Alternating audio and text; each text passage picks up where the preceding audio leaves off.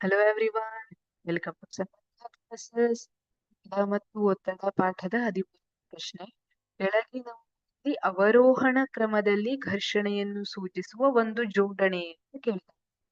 ಅವರೋಹಣ ಅಂದ್ರೆ ಈ ತರ ಜಾಸ್ತಿ ಘರ್ಷಣೆಯಿಂದ ಕಡಿಮೆ ಘರ್ಷಣೆ, ಮೆಟ್ಲು ಇಳಿಯೋದು ಅವರೋಹಣ. ಆರೋಹಣ ಅಂದ್ರೆ ಮೆಟ್ಲು ಹತ್ತೋದು, ಕಡಿಮೆಯಿಂದ ಜಾಸ್ತಿ ಹೋಗ್ತಾ ಹೋಗೋದು. ಈಗ ಇವರಿಲ್ಲಿ ನಮ್ಮ ಹತ್ರ ಅವರೋಹಣ ಹೇಳ್ತಾರೆ. ಅಂದ್ರೆ ಮೊದಲು ಜಾಸ್ತಿ ಘರ್ಷಣೆ ಇರುವಂತದ್ದನ್ನ, ಆಮೇಲೆ ಅದಕ್ಕಿಂತ ಸ್ವಲ್ಪ ಕಡಿಮೆ ಘರ್ಷಣೆ, ಅದಾದ್ಮೇಲೆ ಇನ್ನು ಕಡಿಮೆ ಘರ್ಷಣೆಗೆ ಬಂದು ನಿಲ್ಬೇಕು. ಆಪ್ಷನ್ ಮೊದಲನೇ ಆಪ್ಷನ್ ಏನಿದೆ, ಉರುಳು ಘರ್ಷಣೆ. ಮೊದಲು ಉರುಳು ಘರ್ಷಣೆ ಅಂದ್ರೆ ಏನು ಅಂತ ನೋಡೋಣ, ಆಮೇಲೆ ಉತ್ತರವನ್ನ ನೀವೇ ಹೇಳ್ತೀರಿ.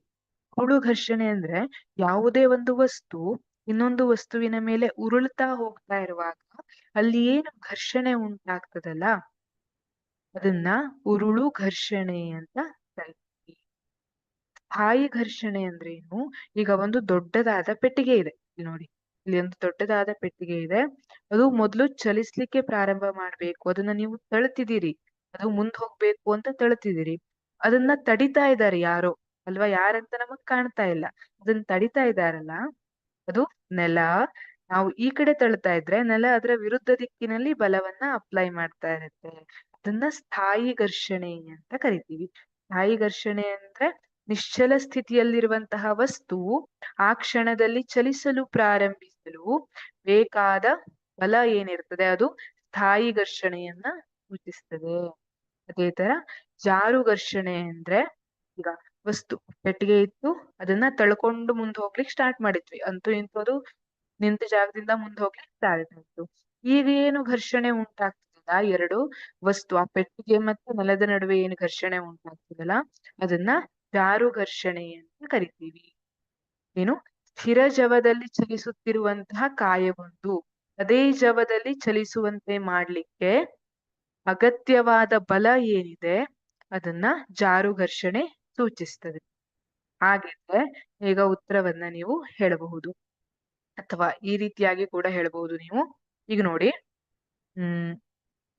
ನಾವು ವೀಲ್ ಬ್ಯಾಗ್ಸ್ ಅನ್ನೆಲ್ಲ ನೋಡ್ತೀವಿ ಅಲ್ವಾ? ಯಾಕೆ ಅದಕ್ಕೆ ವೀಲ್ ಹಾಕಿರ್ತಾರೆ, ಯಾಕೆ ಅದಕ್ಕೆ ಚಕ್ರವನ್ನ ಹಾಕಿರ್ತಾರೆ? ಯಾಕೆಂದ್ರೆ ಉರುಳುವಾಗ ಘರ್ಷಣೆ ಕಡಿಮೆ ಇರುತ್ತೆ. ಉರುಳುವಾಗ ಇಲ್ಲಿ ಪೆಟ್ಟಿಗೆಯನ್ನೆಲ್ಲ, ಇದರ ಮೇಲ್ಮೈ ಇರೋದೆಷ್ಟು? ಇದು ಪೂರ್ತಿ ಈ ಚಕ್ರದ ಮೇಲ್ಮೈ ಇದೆ. ಆದ್ರೆ ಅದು ಉರುಳ್ತಾ ಹೋಗ್ತಾ ಇರುವಾಗ ನೆಲಕ್ಕೆ ಸಿಕ್ಕಿರುವಂತಹ ಮೇಲ್ಮೈ ಎಷ್ಟು? ಇಷ್ಟೇ ಮೇಲ್ಮೈ. ಹಾಗಾಗಿ ಇಷ್ಟಕ್ಕೆ ಮಾತ್ರ ಅದು ಘರ್ಷಣಾ ಬಲವನ್ನ ಅಪ್ಲೈ ಮಾಡ್ತಾ ಇರುತ್ತೆ. ಆದ್ರೆ ಇಲ್ಲಿ ನೋಡಿ, ಇಷ್ಟು ಜಾಗಕ್ಕೂ ಘರ್ಷಣೆ, ಹಾಗಾಗಿ ಇವೆರಡು ಕೇಸಲ್ಲಿ ಘರ್ಷಣೆ ಜಾಸ್ತಿ ಇರುತ್ತೆ. ಯಾವ್ದಕ್ಕೆ ಕಂಪೇರ್ ಮಾಡಿದ್ರೆ ಉರುಳು ಘರ್ಷಣೆಗೆ ಕಂಪೇರ್ ಮಾಡಿದ್ರೆ. ಹಾಗಾಗಿ ಕಡಿಮೆ ಘರ್ಷಣೆ ಇರುವಂತದ್ದು ಯಾವುದು? ಉರುಳು ಘರ್ಷಣೆ. ಇಲ್ಲಿ ಉರುಳು ಘರ್ಷಣೆ ಏನಿದೆ ಅಲ್ಲ, ಕಡಿಮೆ ಇರುವಂತದ್ದು. ಎರಡು ಕಡೆ ಉರುಳು ಘರ್ಷಣೆಯನ್ನ ಲಾಸ್ಟಿಗೆ ಕೊಟ್ಟಿದ್ದಾರೆ. ಅದಾದ್ಮೇಲೆ ಇನ್ನೊಂದು ಯಾವುದು? ಜಾರು ಘರ್ಷಣೆ ಅಂತ ಕೊಟ್ಟಿದ್ದಾರೆ, ಸ್ಥಾಯಿ ಘರ್ಷಣೆ ಅಂತ ಕೊಟ್ಟಿದ್ದಾರೆ. ಈಗ ಯಾವುದೋ ಒಂದು ವಸ್ತು ಹೋಗ್ತಾ ಇದೆ, ಒಂದೇ ಸ್ಥಿರ ಜವದಲ್ಲಿ ಹೋಗ್ತಾ ಇದ್ದಾಗ ಅದನ್ನ ಅದೇ ಸ್ಥಿರ ಜವದಲ್ಲಿ ತಗೊಂಡೋಗೋದು ನಮ್ಗೆ ಸುಲಭ ಅಲ್ವಾ? ಯಾವುದೋ ಒಂದು ವಸ್ತುವನ್ನ ಅದು ನಿಂತಿರುವಾಗ ಅದನ್ನ ಮೂವ್ ಮಾಡೋದ್ಕಿಂತ, ಅದು ಚಲಿಸುವಂತೆ ಮಾಡೋದ್ಕಿಂತ, ಅದು ಒಂದು ವೇಗದಲ್ಲಿ ಹೋಗ್ತಾ ಇದೆ ಅಂದ್ರೆ, ಒಂದು ಜವದಲ್ಲಿ ಹೋಗ್ತಾ ಇದೆ ಅಂದ್ರೆ ಅದೇ ಜವವನ್ನ ಕಂಟಿನ್ಯೂ ಮಾಡ್ಕೊಂಡು ನಾವು ತಳ್ಕೋತ ಆರಾಮ್ಸೆ ಹೋಗಬಹುದು. ಹಾಗಾಗಿ ಎರಡನೇ ಬರುವಂತದ್ದು ಯಾವುದು ಅಂದ್ರೆ ಜಾರು ಘರ್ಷಣೆ. ಜಾರು ಘರ್ಷಣೆ ಉರುಳು ಘರ್ಷಣೆಗಿಂತ ಸ್ವಲ್ಪ ಜಾಸ್ತಿ, ಆದ್ರೆ ಸ್ಥಾಯಿ ಘರ್ಷಣೆಗಿಂತ ಕಡಿಮೆ ಇದ್ದಿರುತ್ತದೆ. ಹಾಗಾಗಿ ನಮ್ಗೆ ಸರಿಯಾದ ಉತ್ತರ ಯಾವುದು? ಈ ಸ್ಥಾಯಿ ಘರ್ಷಣೆ, ಅದಾದ್ಮೇಲೆ ಜಾರು ಘರ್ಷಣೆ, ಅದಾದ್ಮೇಲೆ ಉರುಳು ಘರ್ಷಣೆ. ಸ್ಥಾಯಿ ಘರ್ಷಣೆ ಜಾಸ್ತಿ ಇರ್ತದೆ, ನಾವು ಅವರೋಹಣ ಕ್ರಮದಲ್ಲಿ ಬರಿತಾ ಇದ್ದೀವಿ, ಮೊದಲು ಜಾಸ್ತಿ ಇರುವಂತದನ್ನ ಬರಿಬೇಕು. ಸ್ಥಾಯಿ ಘರ್ಷಣೆ ಜಾಸ್ತಿ ಇದೆ ಅಲ್ವಾ? ಅವರೋಹಣ ಕ್ರಮದಲ್ಲಿ ಬರೆದಾಗ ಇಲ್ಲಿ ಜಾಸ್ತಿ ಇರುವಂತದ್ದಿದೆ, ಸ್ಥಾಯಿ ಘರ್ಷಣೆ ಜಾಸ್ತಿ ಇದೆ. ಸ್ಥಾಯಿ ಘರ್ಷಣೆ ಆದ್ಮೇಲೆ ಜಾರು ಘರ್ಷಣೆ, ಅದಕ್ಕಿಂತ ಸ್ವಲ್ಪ ಕಡಿಮೆ ಇದೆ.